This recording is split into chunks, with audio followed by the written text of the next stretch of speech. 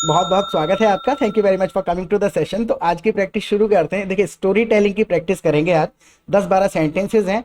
इन sentences को continuously बोलेंगे कि स्टोरी में, और हर सेंटेंस को बिल्कुल नेचुरली इंग्लिश में बोलेंगे the way native English speakers do. एक दो सेंटेंस बोलने के बाद अटक जाते हैं just because we try to translate Hindi sentences into English. Translation नहीं करना है। I will be sharing my screen with you. Screen में आपके साथ में शेयर कर देता हूं। देखिए, सिचुएशन को बताने की कोशिश करिएगा। राइट, 300 करीबन स्ट्रक्चर्स हैं। 300 स्ट्रक्चर्स अगर सिचुएशन के हिसाब से आपको याद हैं, पता चल गए, सो समझ लीजिए you have mastered this language. You can express any feeling in English without even thinking about grammar. Grammar से ज्यादा कोई लेना देना नहीं है। वर्ड ऑर्डर का खेल है। पता नहीं आजकल मेरे साथ क्या हो रहा है। अब जब आपको ये सिचुएशन बतानी है कि आजकल मेरे साथ क्या हो रहा है, याद कैसे करना है। देखिए, सिचुएशन में याद नहीं आ रहा सेंटेंस। प्रॉब्लम कहां पर है? शब्दों को बिल्कुल माइंड में मत रखिए, शब्दों को भूल जाइए। आई डोंट नो, इतना तो आपको तुरंत याद आ गया, पता नहीं। Right, what has been going on. जब हमको टाइम बताना है आजकल मेरे साथ क्या हो रहा है, तो पहले से अब तक कोई भी चीजें हैज बीन, हैव बीन तुरंत याद आना चाहिए। So I don't know what has been going on with me lately. Lately हम यूज करते हैं रीसेंट पास्ट को इंडिकेट करने के लिए। लेटली का मतलब है अभी हाल फिलहाल से। Right, so I don't know what's been going on with me lately. एक तरीके से आपने बोला अभी याद क्यों नहीं आता है, क्योंकि हम इसको डीप डाइव करके ना इसके पीछे की ग्रामर समझ के बहुत ज्यादा इसको चाहते हैं एक बार में यूज करने लगे। It's not possible. You will have to listen to the English. सुनना पड़ेगा आपको, कम से कम आधा घंटा आपको इंग्लिश सुननी पड़ेगी। अगर आप एक दिन का गैप कर देंगे तो समझ लीजिए पिछले 4 दिन की भूल जाएंगे। तो consistency is the key to success in this field. Right, तो कंसिस्टेंट रहिए। अब देखिए, ये स्ट्रक्चर आपको पता चला। अब इसी के बेसिस पे आप देखिए और दूसरा, और इस बात को कितने तरीके से कहा जा सकता है। I don't know what's been happening to me these days. देखिए, यहां पर लेटली है, हम अटक क्यों जाते हैं? क्योंकि हमें ऑल्टरनेट नहीं पता होते हैं। लेटली हमको याद नहीं आएगा, हम रुक जाएंगे, जबकि हम यहाँ पर दीज डेज भी कह सकते हैं। I don't know what's been happening to me these days. आजकल मेरे साथ क्या हो रहा है। तो फ्लुएंटली बोलने के लिए, बिना अटके बोलने के लिए आपको ऑल्टरनेट पता होना बहुत ज्यादा जरूरी है। Getting my point? ग्रामर के बस 15-16 रूल हैं, वही लगते हैं। So I don't know what's been happening to me. अब होता क्या है, यहाँ पर टू पे हम अटक जाएंगे, यहाँ विद भी कह सकते हैं आप। I don't know what's been happening with me these days. आजकल पता नहीं मेरे साथ क्या हो रहा है। अब दीज डेज की जगह पर आप नाउ डेज भी कह सकते हैं। I don't know what's been happening with me nowadays. Getting my point? जब ऑल्टरनेट पता होंगे ना, तो आप अचानक से कुछ भी बोलना शुरू कर देंगे। लेकिन अगर रूल अप्लाई करने की कोशिश करेंगे कि एक सेंटेंस को परफेक्टली मुझको बोलना है, तो हिंदी भी हम परफेक्टली बोलते रहेंगे। ऑल्टरनेट पता होंगे तो कॉन्फिडेंस ऑटोमेटिकली आ जाएगा। Look at the next sentence. जब मैं सुबह को उठता हूं तो मुझे बहुत तेज भूख लगती है। प्रॉब्लम कहाँ आएगी? हम ये भूख, तेज भूख का ट्रांसलेशन ढूंढने लग जाएंगे ना। ऐसे नहीं करना है। जब मैं सुबह को उठता हूं तो मुझे बहुत ज्यादा भूख लगती है, और अगला सेंटेंस है इसके बाद में कि इतनी तेज भूख लगती है कि शरीर में बिल्कुल जान नहीं रहती। आपको ये सिचुएशन बतानी है। जब सुबह को उठता हूं तो मुझे बहुत तेज भूख लगती है। So when I wake up in the morning, when I wake up in the morning, अब गेट अप कह दीजिए। When I get up in the morning.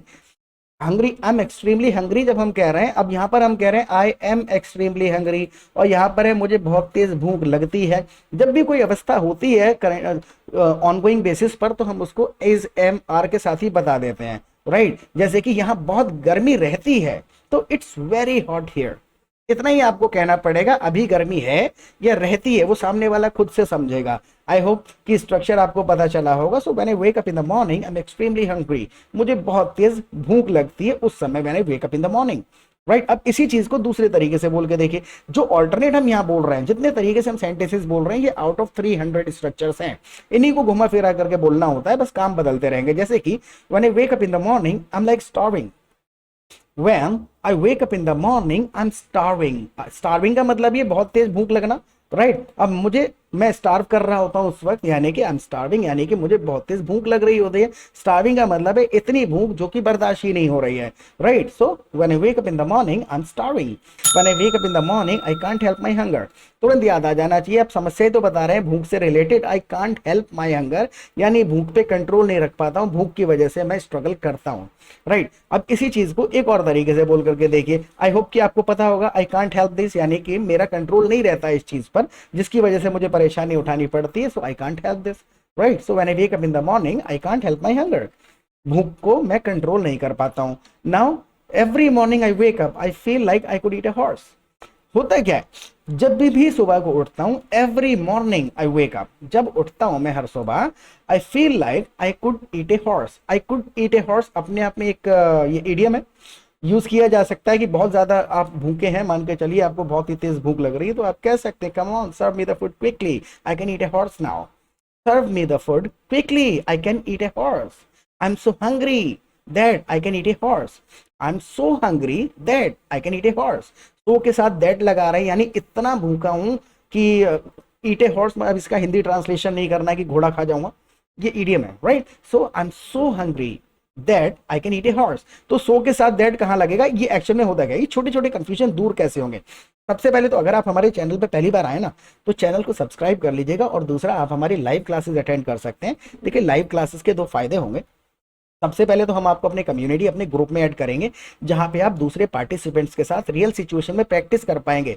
Real वहां पर प्रैक्टिस करने का फायदा क्या है, देखिए 200-300 पार्टिसिपेंट्स होते हैं, रैंडम टॉपिक्स पे कॉन्वर्सेशन चलते रहते हैं। तो होता क्या है कि कोई बंदा इसी बात को, मान के चलिए भूख की बात चल रही है, कोई इसको ऐसे लिख देगा, कोई दूसरा बंदा इसको इस तरीके से बोलेगा, कोई तीसरा इसको इस तरीके से बोलेगा। तो आपको एक बात को कहने के 20 तरीके पता चलते हैं, लेकिन वो जितने भी तरीके वो लोग इस्तेमाल करते हैं कॉन्वर्सेशन में, 300 से ज्यादा स्ट्रक्चर यूज करे ही नहीं जा सकते हैं, राइट। तो ऑल्टरनेट्स पता चलते हैं, ब्रॉड इंग्लिश पता चलती है, ये पता चलता है एक सिचुएशन में क्या क्या कहा जा सकता है, कितने तरीके से सेंटेंस को फॉर्म किया जा सकता है।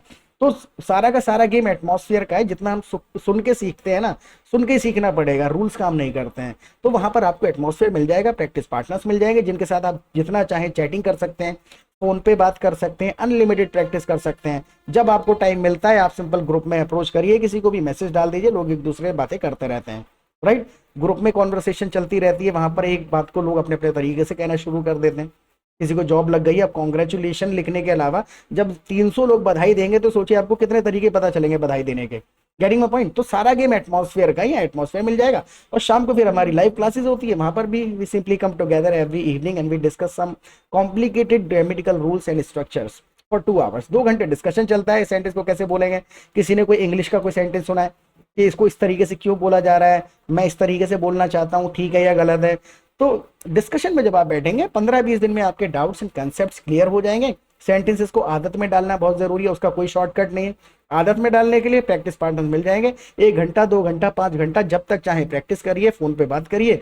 कंफ्यूजन जो रह जाते हैं, शाम को आके लाइव क्लासेस में डाउट क्लियर करिए। Getting my point. तो फ्लुएंसी के लिए जो भी चीजें यहाँ पे चाहिए आपको सब मिल जाएगा, और सब कुछ अनलिमिटेड मिल जाएगा। कोई मंथली फीस चार्ज नहीं करते हैं, वन टाइम छोटा सा रजिस्ट्रेशन आपको देना पड़ता है बस एक बार।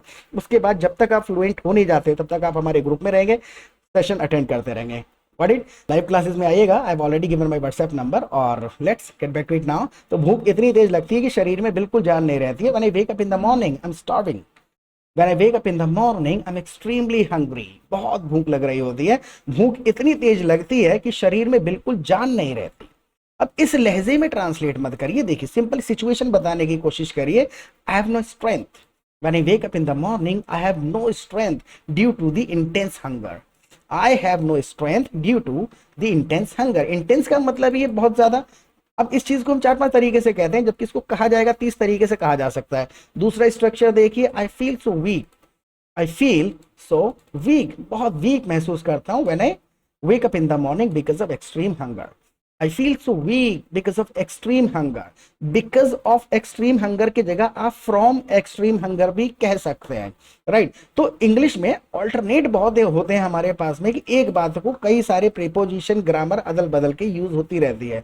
सो I feel so weak because of extreme hunger. I feel so weak because of intense hunger. I feel so weak from intense hunger. रहेगा क्या घुमा फिरा करके, वही रूल्स रहेंगे, बस सेंटेंस को आगे पीछे करना होता है। अब इसी चीज को तीसरे तरीके से बोलिए, आई am wiped out because of extreme hunger. I am wiped out का भी मतलब होता है कुल मिलाकर के एग्जॉस्टेड, बहुत ही ज्यादा थका हुआ, बहुत ज्यादा परेशान, कि शरीर में बिल्कुल जान नहीं है। तो आई एम वाइप्ड आउट, ये अपने आप में फ्रेज से बना हुआ। मान के चलिए कोई बंदा कहे चलो पार्टी में चलते हैं, तो आप शाम को मना कर सकते हैं, no I can't, I am wiped out. I am wiped out यानी कि मैं बहुत ज्यादा थका हुआ हूं। I don't have any strength, I am feeling so weak. उस सिचुएशन को बताने के लिए कई बातें कह सकते हैं आप ऐसे भी कह सकते हैं, I am drained from extreme hunger. When I wake up in the morning I am drained due to the extreme hunger. I am drained from extreme hunger. I am drained का मतलब भी कुल मिलाकर के यही होता है, I am exhausted, I don't have any strength, I am wiped out, I am drained, I am feeling so weak, I don't have any strength. तो ये चीजें कैसे पता चलेंगी? अब जब ये 4 5 15 तरीके आपको पता है अपने शरीर की कमजोरी बताने के लिए या फिर हिम्मत नहीं है कुछ काम करने की, जब ऐसी सिचुएशन बताएंगे तो इनमें से कोई एक याद आएगा या कोई एक इनमें से बहुत अच्छा सुटेबल साउंड करेगा, राइट। लेकिन जब उठता हूं और भूख बहुत तेज लगती, शरीर में जान ही नहीं रहती है, ट्रांसलेशन अगर सीखा होगा तो ये ट्रांसलेशन फिट नहीं बैठता सिचुएशन में। ट्रांसलेशन बन जाता है लेकिन हो सकता है जो सिचुएशन में आप बात कर रहे हैं वहां फिट ना बैठे, इसलिए आपको लगता है कि माइंड में रह जाती है, लेकिन इंग्लिश बोलते हैं हम क्यों नहीं है? क्योंकि कॉन्फिडेंस नहीं आता है, सुनी नहीं होती है, लगता है गलत है या सही है, राइट। तो कॉन्फिडेंस कैसे आएगा? Only by spending time in the atmosphere and practice. Practice करिए, समय बिताइए एटमॉस्फेयर में, सुनिए, इंग्लिश अपने आप आ जाएगा। सो काम करना तो दूर, बोला तक नहीं जाता। मैं इतना कमजोर महसूस करता हूँ, इतनी कमजोरी होती है कि काम करना तो दूर, बोला तक नहीं जाता है। तो ऐसी वाली चीज के दो ऑप्शन जब होते हैं तो लेट अलोन का इस्तेमाल कर सकते हैं, फॉरगेट अबाउट इट भी कहा जा सकता है। Let alone doing any work, यानी कोई काम करना तो छोड़ो, let alone doing any work, I don't even have any strength to speak. Let alone doing any work यानी काम करने की बात तो छोड़ दो, लेट अलोन ऐसी कंडीशन में यूज कर लिया जाता है, इस बात को छोड़ दो, let alone, right. So let alone doing any work, I don't even have any strength to speak, बोलने तक की हिम्मत नहीं होती है। अब इस तरीके से इस सेंटेंस को हमने बोला है, अब इसको आप 100 तरीके से कह सकते हैं। Late alone doing any work, I can't even speak, बोल तक नहीं पाता हूं। Getting my point? सिचुएशन में जब बात चल रही होती है ना तो हमें प्रॉपर सेंटेंसेस ऐसे फॉर्म नहीं करने पड़ते हैं। हम जब ट्रांसलेशन करते हैं तो हमको क्या लगता है कि सेंटेंस शब्दों से फीलिंग चली जाए, शब्दों से फीलिंग पूरी पूरी नहीं जाएगी। तो late alone doing any work, I even struggle speaking, यानी कि आई इवन स्ट्रगल स्पीकिंग, यानी बोलने में भी समस्या आती है। हर कंडीशन में, हर सेंटेंस से आप क्या बताने की कोशिश कर रहे हैं कि बोलने की भी हिम्मत नहीं होती है, परेशानी उठानी पड़ती है। सो let alone doing any work, I struggle even speaking, यानी कि बोलने में भी मुझे समस्या आती है। So forget about doing any work, let alone की जगह फॉरगेट अबाउट भी यूज किया जा सकता है। Forget about doing any work, काम का तो छोड़ो, I can't even speak because of hunger, यानी भूख की वजह से बोल भी नहीं पाता। अब इसी चीज को एक और तरीके से बोल करके देखिए, forget about doing any work, यहां पर भी late alone doing any work या फिर forget about doing any work, I feel so week that I can't even speak. यहां पर सो और दैट को बताने का तात्पर्य है, यानी कि सो के साथ दैट लगा देते हैं। ऐसी अवस्था में इस वजह से ये काम होता है, आई फील सो वीक, बहुत कमजोरी महसूस करता हूं जिसकी वजह say that I can't even speak. जैसे कि ये मोबाइल इतना महंगा है कि मैं नहीं खरीद सकता, अब इस कंडीशन में महंगे की वजह से नहीं खरीद पा रहा हूं, so this mobile is so expensive that I can't buy it. तो वीकनेस की वजह से अगर मैं काम नहीं कर पाता हूं, आई feel so week that I can't even speak, यानी कि बोल तक नहीं पाता हूं, इतना कमजोर महसूस करता हूं। अभी एक सेंटेंस से आपको आइडिया मिला, जब आप सो दैट दोबारा किसी एक कंडीशन में सुनेंगे, रिपीटेशन का सारा गेम है। मैं आपको फिर बता रहा हूं, अलग अलग सिचुएशन में सुनना पड़ेगा ग्रामर को, तब ग्रामर का एक्शन में आपको लॉजिक समझ में आएगा। रूल्स होते नहीं है, कहीं पे कुड कोई मीनिंग बता रहा है, कुड का फिर दूसरा कहीं पर कोई और मीनिंग बन रहा है, फिर तीसरी सिचुएशन में कुछ और बन रहा है, कभी पास्ट के लिए यूज हो रहा है, कभी संभावना के लिए, कभी फ्यूचर के लिए। तो रूल्स काम ही नहीं करते, सुनना पड़ेगा अलग अलग सिचुएशन में। जब सेंटेंसेस सुनेंगे तो समझ आ जाएगा, अच्छा यहाँ पर यूज होता है ये। तो सुनते रहिए, और अगर पॉसिबल है तो बोलने के लिए प्रैक्टिस पार्टनर्स को ज्वाइन करिए, उनके साथ बोलते रहिए, तो जो सीख रहे हैं वो साथ के साथ याद भी होता जाएगा। और जब 11 बजे खाना खा लेता हूं तो आलस आने लगता है, जैसे कि आई फील सो वीक, बहुत कमजोर महसूस करता हूं that I can't even speak, बोल तक नहीं पाता। और जब 11 बजे खाना खा लेता हूं तो आलस आने लगता है। And when I have had food at 11 I start getting lazy, यानी कि आलस आने लगता है, आलसी होने लगता हूं। शब्दों का मिलान नहीं किया जाता, एक नेचुरल तरीका। आप ऐसे कहना चाहें तो कह सकते हैं I start feeling lazy, I start feeling lazy, आप कहना चाहें तो कह सकते हैं, वो भी काम कर रहा है। So and when I have had food at 11, यानी कि देखिए इसको इस तरीके से ही बोल दिया जाता है। आप नॉर्मल कहें when I eat food at 11, right, ये ट्रांसलेशन हो गया। When I eat food at 11 I start feeling lazy. Sentences ठीक है, कन्वेइंग द मैसेज जा रहा है। लेकिन यहां पर देखिए हिंदी का सेंटेंस कितना फीलिंग भर के बोला गया। जब खाना खा लेता हूं, यानी खा चुका होता हूं, उसके बाद आलस आना शुरू होता है। So when I have had food at 11 I start getting lazy, फिर मुझे आलस आने लगता है। अब ये होता क्या है, सुनेंगे समझ में आ जाएगा, यार उस बंदे ने इस तरीके से बोला था। अगर इसको लेके कंफ्यूजन रह जाता है तो ये चीजें लाइव क्लास में डिस्कस कर लेते हैं कि ये सेंटेंस को ऐसे क्यों बोला गया, सही है या गलत है, राइट। तो फिर ऑटोमेटिकली जब कंफ्यूजन दूर हो जाएगा तो कॉन्फिडेंस से यूज करना शुरू कर देंगे। इसी बात को एक दूसरे तरीके से बोल करके देखिए, आफ्टर हैविंग फूड एट 11, यानी खाना खाने के बाद आलस आने लगता है। After having food at 11 I start feeling lazy, मैं आलसी महसूस करने लगता हूँ या आलस आने लगता है, वॉट एवर। आई होप कि मैसेज तो आपको समझ में आ रहा होगा मीनिंग। और इतना लिटरल ग्रामर भी आप देखिए, कहीं पे भी हमने लिटरल ग्रामर यूज नहीं करी क्योंकि यूज होती ही नहीं है। उसको यूज ना होने का कारण क्या है, वो जो लिटरल ग्रामर है उसके ऑल्टरनेट हमारे पास में उनकी ही जगह पर हम इजीली कुछ और ऑप्शंस यूज कर रहे होते हैं। So after having food at 11 I start feeling sleepy, अगर आपको बताना ही पड़े situation, I start feeling sleepy, मैं नींद आने लग जाती है। अगर इसी चीज को और चौथे तरीके से एक बार बोल के देखते हैं, after having food at 11 I can't help my sleep.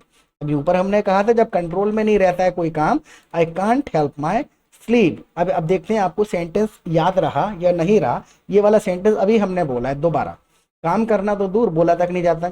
जैसे कि ऊपर हमने एक सेंटेंस क्या बोला था कि भूख की वजह से काम करना तो दूर बोला तक नहीं जाता, लेकिन इस वाली कंडीशन में क्या है, जब खाना खा लेता हूं दोबारा काम करना तो दूर बोला तक नहीं जाता है। अब ये वाला सेंटेंस आप लिखिएगा कि काम करना तो दूर बोला तक नहीं जाता। आपको शायद याद हो कि इस सिचुएशन को आप कैसे बताएंगे कि काम नहीं होता और बोला तक नहीं जाता, इतनी भी हिम्मत नहीं होती है, राइट। आप लिखिएगा कमेंट सेक्शन में, don't be lazy at writing, आप लिखिएगा जरूर। Now look at the next sentence. अब बताओ इस समस्या का क्या करूं, अब बताओ इस समस्या का क्या करूं, तुरंत याद आ जाना चाहिए about it, getting my point, तुरंत बोल करके देखिए। Now you tell me what should I do about it, इस बारे में मैं क्या करूं, what should I do about it, मुझे कुछ ना कुछ इसका करना पड़ेगा, I need to do something about it, या तो what should I do about it, यानी जो समस्या है इसके निवारण के लिए मैं क्या करूं, राइट। अब देखिए इसमें एक छोटा सा कंफ्यूजन है। Now you tell me what should I do about it, देखिए व्हाट शुड आई डू, इतने वाले पोर्शन को समझिए। Now you tell me what should I do about it, ये स्ट्रेट क्वेश्चन हो गया। आप इस चीज को ऐसे भी कह सकते हैं, now you suggest what I should do about it, देखिए what should I do, what I should do about it, आप दोनों को अदल बदल के बोल सकते हैं, बहुत सब्टल सा डिफरेंस हालांकि आ रहा है इससे, वो लाइव सेशन में डिस्कस कर लेंगे। Now you tell me what I should do about it, या फिर now you tell me what should I do about it, right. और इसी चीज को अगर आप और तीसरे तरीके से कहना चाहें, अब देखिए एक और छोटा सा कंफ्यूजन दूर कर लीजिए। हम यहाँ पर कह रहे हैं now you suggest, now you tell के साथ तुम ये लगा सकते हैं, right. Now you suggest that, लगाना चाहे तो लगा सकते हैं, या फिर suggest me, I want to suggest you, suggest के साथ डायरेक्ट हम सब्जेक्ट यूज नहीं करते हैं, नहीं तो फिर थोड़ा सा मीनिंग बदलता है उससे। अगर मैं आपको सजेशन देना चाहता हूं तो मैं यही कहूंगा I want to suggest that you should do this, मैं ये नहीं कहूंगा I want to suggest you should do this, right. I want to suggest that you should do this, तो now you suggest what should I do about it, right. Now you suggest me what should I do about it कहेंगे तो फिर मजा नहीं आएगा। तो ये छोटे छोटे से एरर होते हैं और बाकी कंफ्यूजन दूर हो जाएंगे। सेशन को प्लीज एक बार दोबारा देखिएगा, थोड़ा सा रिवीजन हो जाएगा। और अगर इसके बारे में कुछ फीडबैक देना चाहें हमें तो कमेंट सेक्शन में लिख सकते हैं। प्रैक्टिस करते रहें, फिर मिलेंगे एक नए सेशन के साथ। Till then bye.